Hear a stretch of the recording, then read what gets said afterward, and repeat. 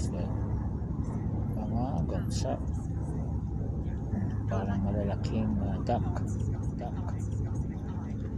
They are in their natural habitat.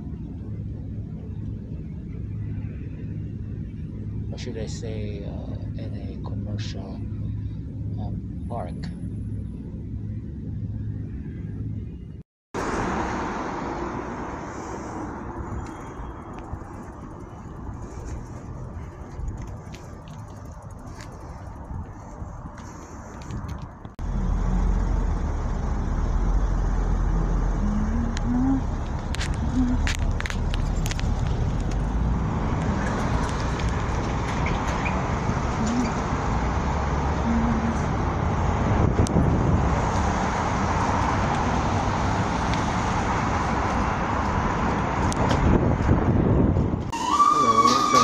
Dito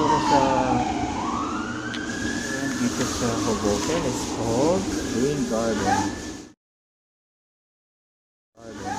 Nagutom ako habang nagbabike. May hinahanap ako lugar pero nagutom ako, kakain muna ako kasi may mga house-made tea sila dito so kakain muna ako. Okay,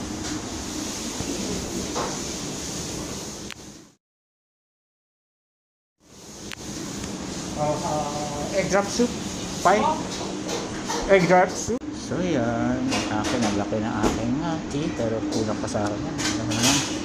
Very very busy sa city kasi, very active, very vibrant, kahit na mabaho minsan, kahit ako jet lang. Ayan, so yung soup, tapos meron silang crackers, ganito crackers. So shaky yung camera ko kasi siya naman ko yung talaga.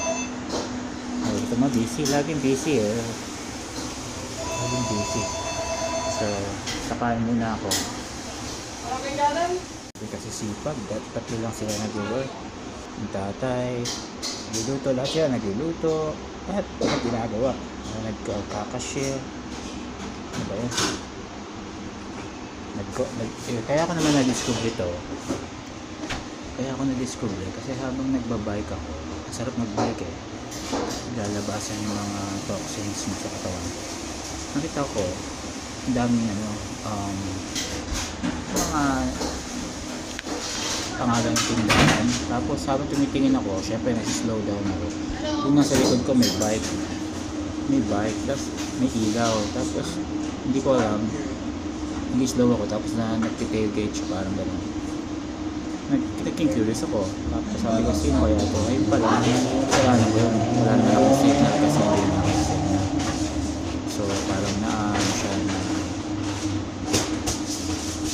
siya pa yung naging blameworthy sa situation. Ang nangyari, bigla siyang kumanan, pagkakanan niya, ayun, nakita ko doon pala siya nagtatrabaho, so tinitingnan ko doon siya nagtatrabaho, tapos nag-hi siya, nagpapark siya ng delivery bike, nag-hi siya sa akin kasi tinitingnan ko yung tindahan. So alam niya na kagad na baka pumasok ko sa tindahan, which is yun nga nangyari, pumasok ko sa tindahan.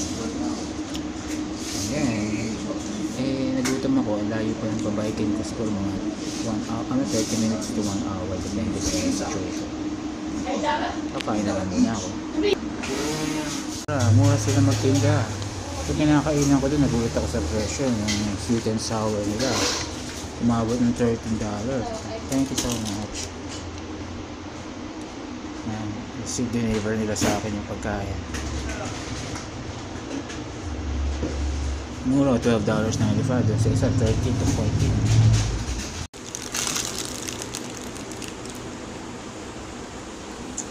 Yeah, so kinento ko yung kinakainan ko dun sa isang restaurant which is mahal ng mga $1. Tapos in-explain ko, ginastify ko rin na baka kasi mahal yung rent ng mga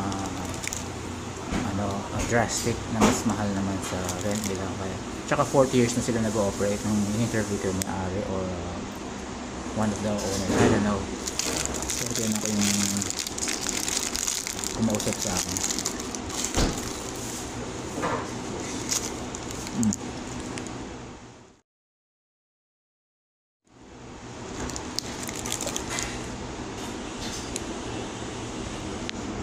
Bala, mahirap mag-stay ng 40 years pag nag-operate ka restaurant, mahirap na. Nag-stay sa business. So alam na nila yung mga ginagawa nila.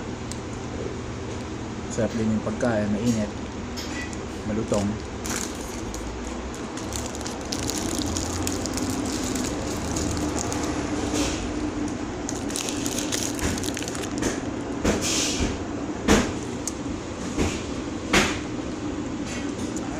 Anyway, see you later.